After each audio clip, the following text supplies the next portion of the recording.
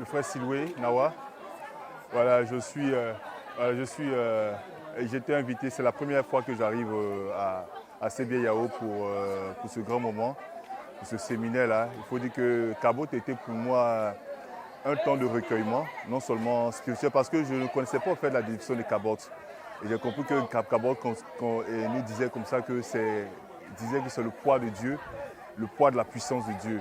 Et là, j'ai reçu un enseignement à travers la servante de Dieu qui nous a vraiment décortiqué ce thème-là et nous a dit combien de fois nous devons nous être imprégnés. Chaque jour que nous traversons, c'est un jour de Cabot avec le Seigneur. Donc nous ne devons pas rester à la marge du Cabot, nous devons toujours marcher avec le Seigneur et vivre le Cabot tous les jours. De façon personnelle, le message que j'ai reçu, c'est qu'on doit rester consacré à Dieu. En toute chose, on doit rester consacré à Dieu. On doit effectivement marcher avec le Seigneur. Nous devons être des dépôts de la gloire de Dieu. Nous devons prier pour que le Seigneur fasse de nous des vases pour son œuvre. C'est ce que j'ai pu retenir. Shalom, Naomi, chante de l'église Era. Alors pour cette première session, je veux dire merci à Dieu parce que c'est un moment incroyable, un moment inoubliable où le poids de l'Éternel s'est fait pesantir encore vraiment sur nous. Donc pour toutes les personnes qui n'ont pas pu être là, moi je vous donne rendez-vous pour la prochaine session. Car cette première session, vraiment Dieu s'est manifesté et je rends toute la gloire à Dieu pour cette session. Shalom chez vous. Akafou Fernand, président de la jeunesse des églises ERA de Côte d'Ivoire. Alors, tout d'abord, je tiens à bénir le Dieu de notre mère. Je tiens à bénir tout un chacun, à bénir notre mère pour ce qu'elle s'est laissée utiliser par Dieu. La Bible déclare que je vous donnerai des bergers qui vous paîtront avec intelligence et sagesse.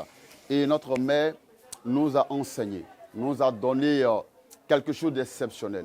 Bon, pour ce programme, ce qui m'a retenu, ce qui m'a fait du bien, c'est l'obéissance. Parce que nous, jeunesse d'aujourd'hui, nous n'arrivons pas à obéir, nous n'arrivons pas à respecter les choses de Dieu. Et cela m'a permis de prendre conscience de mon identité, de mon appel et de ce que je dois faire au sein de l'Église.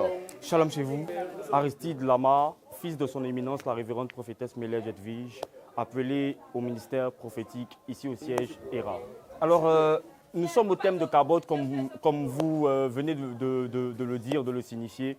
Et au cours de ce programme, nous avons eu droit à toute une panoplie de choses. Nous avons vu Dieu nous enseigner, nous avons vu Dieu prêcher, nous avons vu Dieu démontrer qu'il était encore le même hier, aujourd'hui et éternellement au travers des mains de notre mère, son éminence, la révérende prophétesse Hélène. Le message en particulier que j'ai retenu et qui a captivé mon esprit, c'est lorsque maman a dit que l'huile... Enfin, c'est sinon le mystère de l'huile et du feu.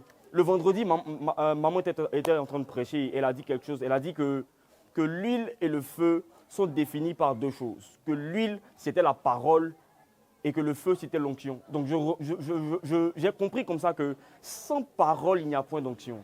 Et l'onction est alimentée, n'est-ce pas, par la parole de Dieu. C'est vraiment le message captivant qui m'a galvanisé jusqu'à présent.